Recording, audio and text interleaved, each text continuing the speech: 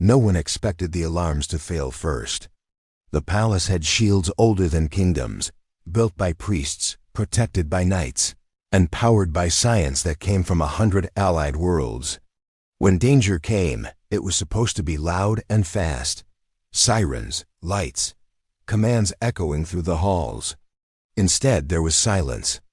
Princess Alara stood alone in the central chamber, watching the stars flicker outside the wide crystal window. She had spent her life learning history, strategy, and diplomacy. She had been trained to rule, not to fight. Still, she knew something was wrong. The air felt heavy, like the world was holding its breath. Then the lights dimmed. Far below the palace, deep in the service levels where no noble ever walked, a human mechanic wiped grease from his hands and frowned. His name was not important to the palace records. He was listed as Maintenance External Systems. To most, he was invisible. But he noticed things others didn't. A pressure valve hummed in the wrong rhythm. A coolant pipe vibrated too fast. The stars outside the hull shifted by half a degree. "That's not right," he muttered. He checked his scanner again. The readings made no sense. Power was being drained, but not stolen. It was being redirected, folded inward, like something was feeding on the system itself. Before he could report it, the floor shook. Above him, the first explosion tore through the outer defense ring. Knights rushed into position, armor glowing with runes. Priests began chanting protective rites, their voices layered and calm. Scientists locked themselves into control rooms, fingers flying across holographic screens. They had practiced this. The enemy arrived without ships. They came as shadows in space, bending light and sound. Weapons passed through shields as if the shields were not there. Magic slid off them. Energy weapons lost coherence and scattered uselessly. Unknown entities breaching Sector 4.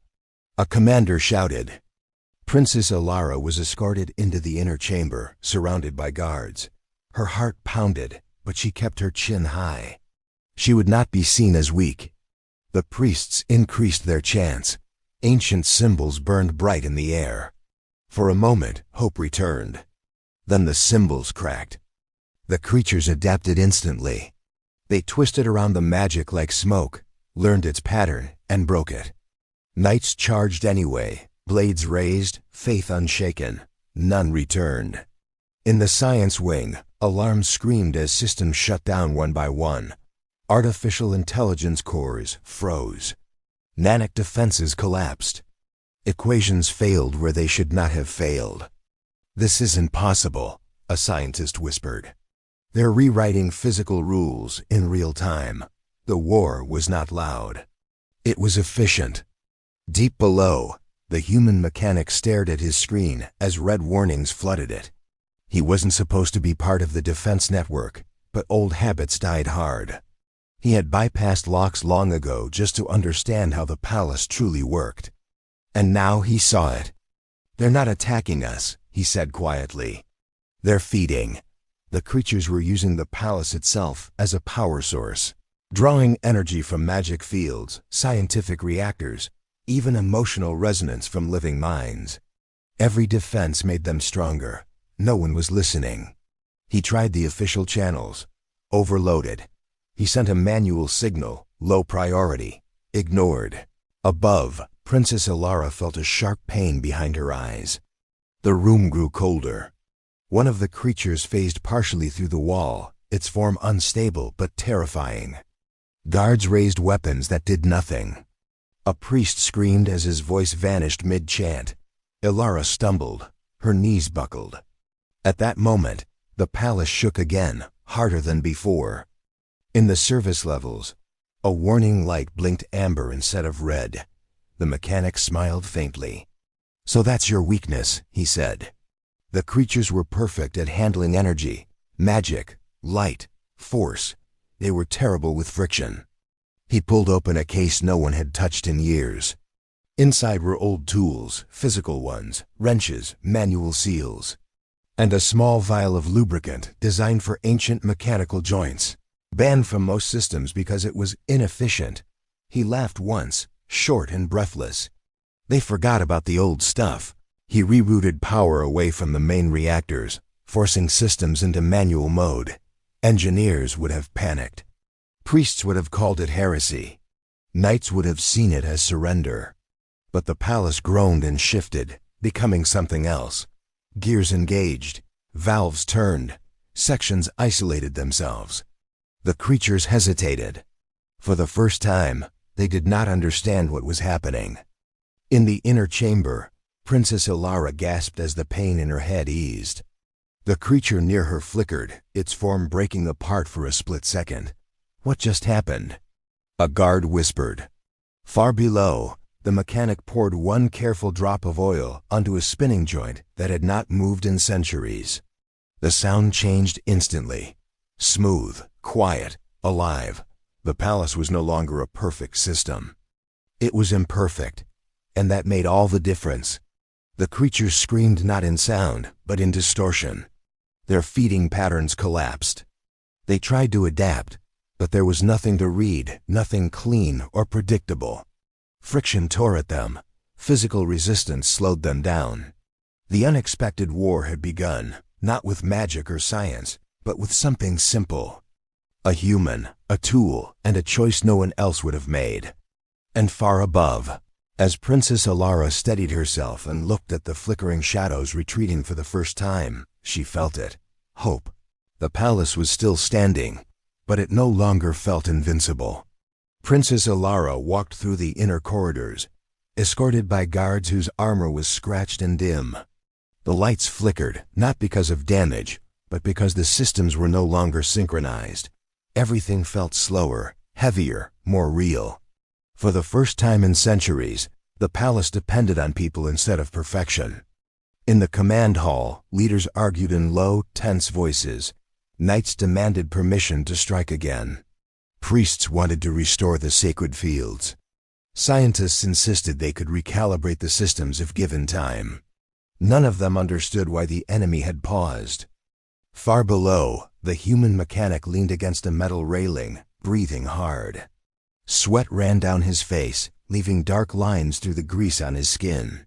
He had never pushed the palace this far before. The creatures had retreated, but not fled. He could see them on the sensors, now flickers in space, circling, watching. They're learning, he said to himself. Just slower than before. He moved fast, sealing off entire sections of the palace manually. Each seal required physical effort. Each valve resisted before turning. His arms ached, but he welcomed the pain. Pain meant friction. Friction meant survival. Above him, a group of scientists finally noticed the strange data pattern. Why is the palace behaving like a machine? One of them asked, confused. Another stared at the readings longer. It always was, she said slowly. We just forgot. A knight slammed a fist on the table. Who did this? No one answered. Princess Ilara listened quietly. She had seen the creatures hesitate. She had felt the change. Whatever saved her was not a spell or a formula. I want to meet the person responsible, she said. The room fell silent. Moments later, security teams moved through the service levels, weapons raised. They expected sabotage. They expected a traitor. They found a human covered in oil, tightening a manual clamp with shaking hands. Stop, a soldier shouted. The mechanic froze, slowly raising his hands. If you shut this section down, they'll come back, he said calmly. I'm not finished, they hesitated. When Princess Ilara arrived, the mechanic looked up, surprised. He had seen her face only on screens. Up close, she looked tired, human, afraid, but still standing. You saved me, she said. I slowed them, he corrected. Saving comes later, she studied him. Why did it work? He thought for a moment, choosing simple words. They're perfect, he said. Too perfect. They understand clean systems, patterns, energy without resistance. But they don't understand wear, or noise, or things that don't behave the same way twice. The scientists listened, uneasy. You're saying imperfection is our weapon, one asked. The mechanic nodded. Always has been. The creatures attacked again an hour later. This time they came harder. They slammed into the palace from multiple angles, forcing entry through raw pressure instead of finesse. Walls cracked, floors bent. Knights charged again. Braver than before, knowing retreat was possible now. Magic flared, but weaker. Science responded, but restrained. Everything was mixed, messy. The creatures screamed as friction tore into their forms. Some collapsed, folding into themselves like broken shadows. But others adapted. They learned to move slower, to grind, to push. "They're copying us," a priest whispered. The mechanic felt it too. The vibrations changed. The palace groaned in protest. "They're still feeding," he said. "Just less efficiently." Princess Alara made a decision then. One she had never been trained for. "Give him authority," she said. "Full access." The room erupted in protest. "He's not even ranked. He's human." She raised her voice. "He is winning." Silence followed. With control granted, the mechanic did something no one expected. He shut down entire wings of the palace, not damaged ones. Functional ones. "Why would you do that?" a scientist demanded. "Because we don't need them," he replied. And they do. The creatures lunged for the sudden energy gaps and found nothing. Their forms destabilized. They struck blindly now, losing coordination. Princess Allura watched as the impossible happened. The enemy was confused. For the first time, fear shifted sides. Still, the palace could not hold forever. The mechanic wiped his hands and looked up at Alara. "We can't just survive," he said. "We have to hurt them enough that they stop coming back." "How?" she asked. He glanced at the oldest part of the palace, sealed and forgotten. "The core," he said. "Not the energy one. The mechanical heart. No one had entered it in generations. It was considered obsolete.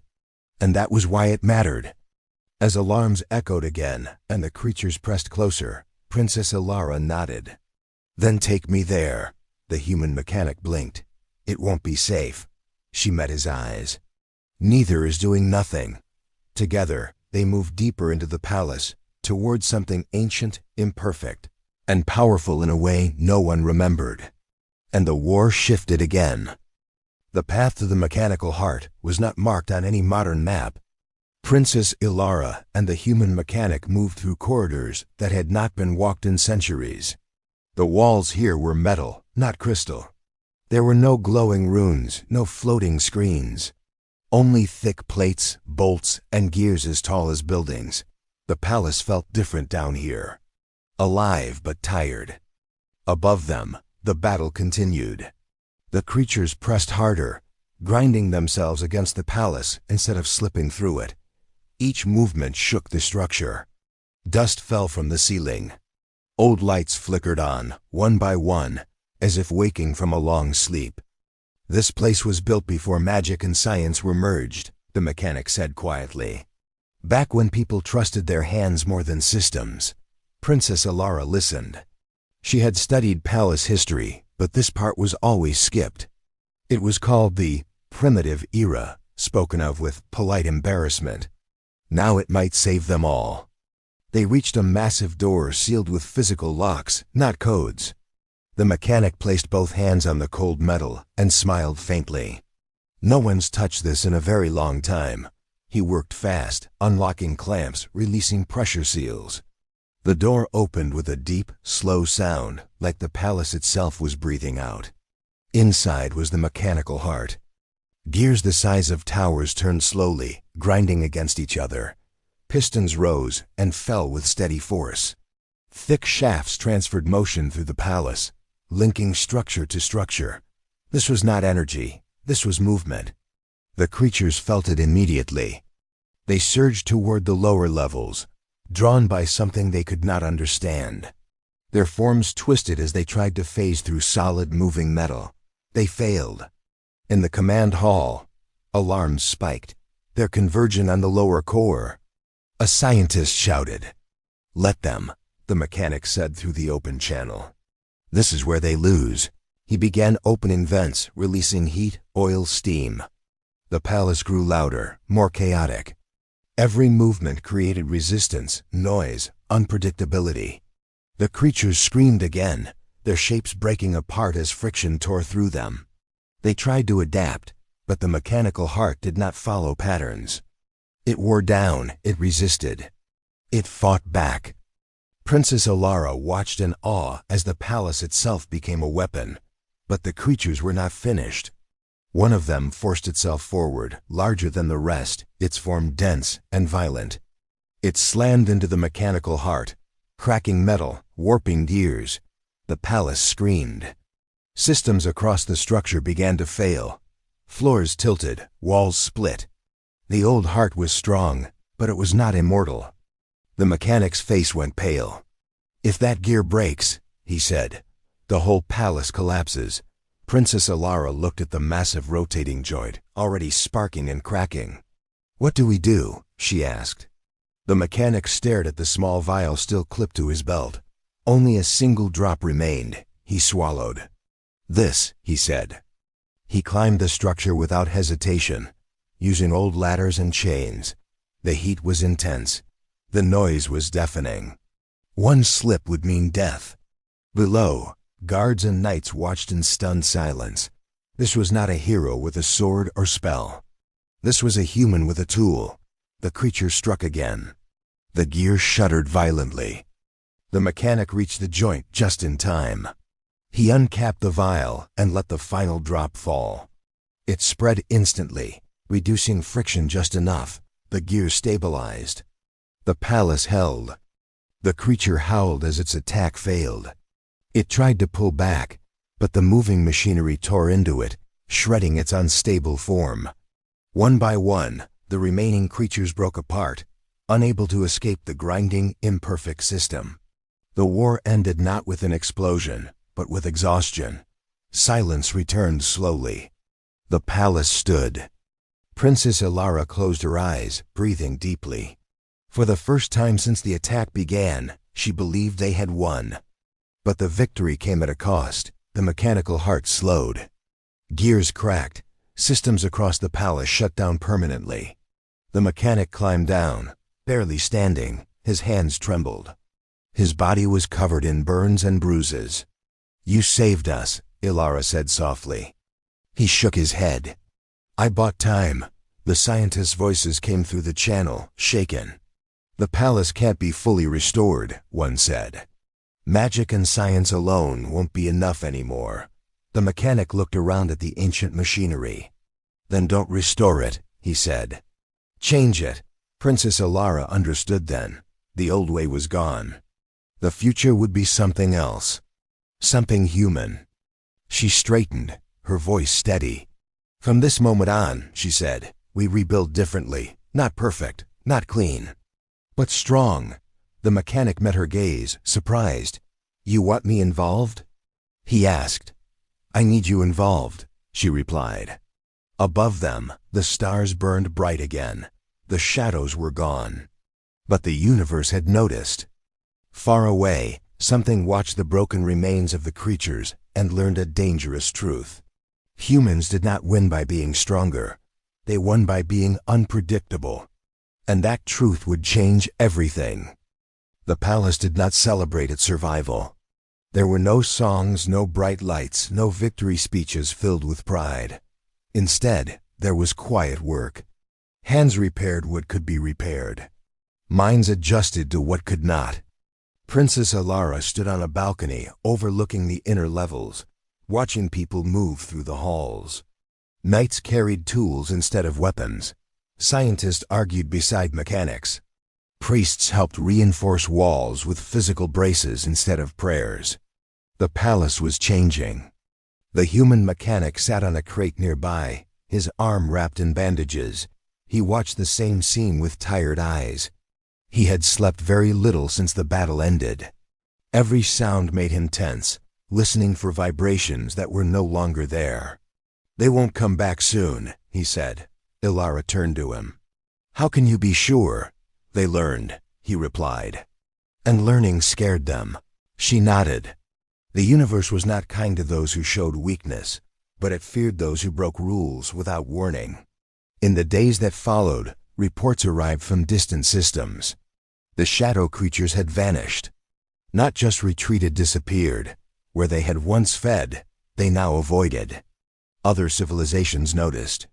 Messages came from empires built on pure magic, from worlds ruled by perfect machines, from councils that believed balance meant control. They all asked the same question. How did you survive? Princess Alara answered honestly. We stopped trying to be perfect. The answer confused them. Some laughed. Some ignored it. A few listened carefully. Those few sent observers. They came expecting legends, great weapons, secret spells, advanced technology beyond imagination. They found oil-stained halls, noisy machinery, and humans arguing loudly while fixing things by hand. This is chaos, one observer said. The mechanic overheard and smiled. No, he said. This is freedom. Alara made her most important decision quietly. She restructured the palace leadership. Not by rank or bloodline, but by function. Knights learned maintenance. Scientists learned manual overrides. Priests learned to work without certainty. And humans once ignored were placed everywhere. Not as rulers, as problem solvers. The mechanic was offered a title. He refused it. I don't need one, he said. I just want access. She gave him that. Together, they rebuilt the palace into something new. Systems overlapped, but never aligned perfectly. Magic powered lights, but gears controlled movement. Science calculated outcomes, but humans made final choices. It was inefficient. It was loud. It was alive. Years later, when Alara became queen, the universe had changed. The shadow creatures never returned, but something else did. Curiosity. Civilizations began copying pieces of the palace design. Not the oil or gears exactly, but the idea behind them. They introduced randomness, manual failure points, human decision loops. Where they did, disasters became survivable. Where they didn't, worlds fell. Historians would later argue over why humans were different. Some said it was creativity. Others said stubbornness. A few said it was courage. The mechanic had a simpler answer. We expect things to break, he said. So we're ready when they do. On a quiet night, Alara found him alone in the mechanical heart. The gears still turned, slower now, worn but steady. The universe talks about you, she said. They call you the one who changed everything. He chuckled. I just fixed what was ignored. She looked around at the moving machinery. You saved more than this palace. He met her gaze. No, he said gently. We saved ourselves. Together. Far beyond the palace, in the cold dark between galaxies, something ancient shifted.